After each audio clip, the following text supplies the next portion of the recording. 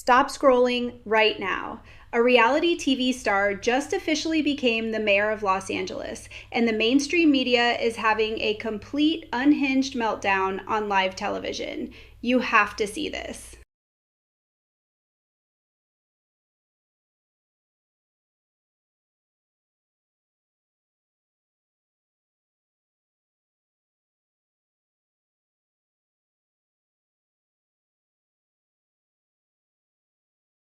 Wait, did you catch the absolute panic in her voice?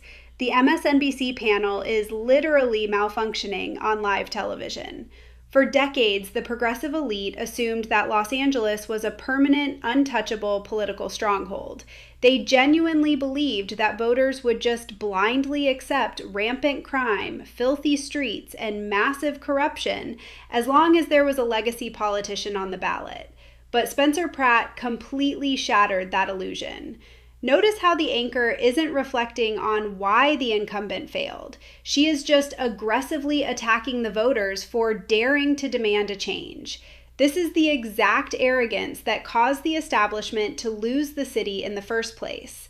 When working class citizens are completely exhausted by the decay of their neighborhoods, they stop caring about partisan politics and start voting for absolute disruptors. The legacy media is terrified because they realize their carefully constructed narrative has completely lost its power over the actual electorate. Did you actually see the raw energy in this street footage?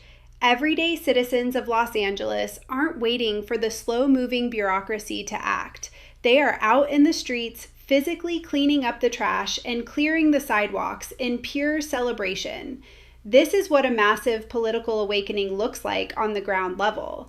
For years, the city government aggressively punished business owners and taxpayers while heavily subsidizing illegal encampments.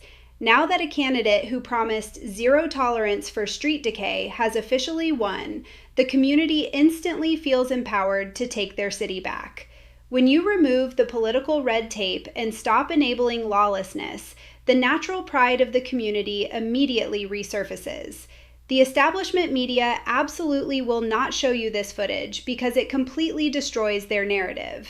In reality, restoring law and order is the most liberating thing you can do for a community that has been suffocating under progressive mismanagement.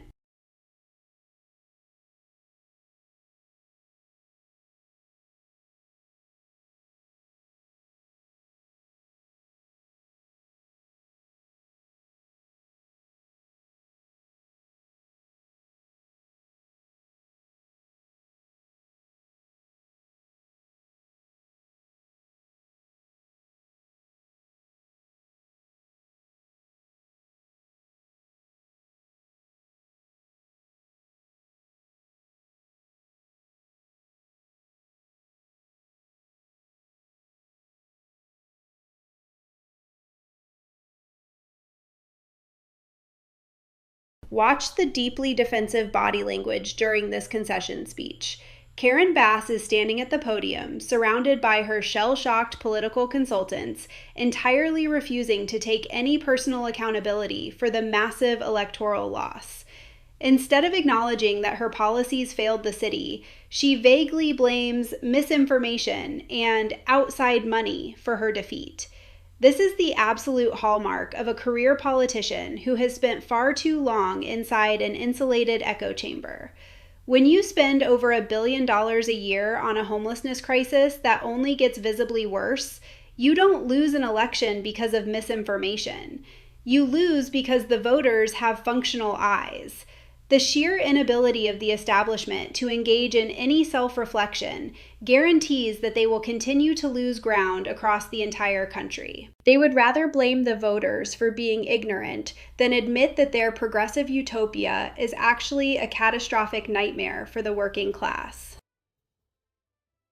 The political matrix is officially breaking down in real time. Hit subscribe, drop a comment with your thoughts on this massive upset, and I'll see you in the next breakdown.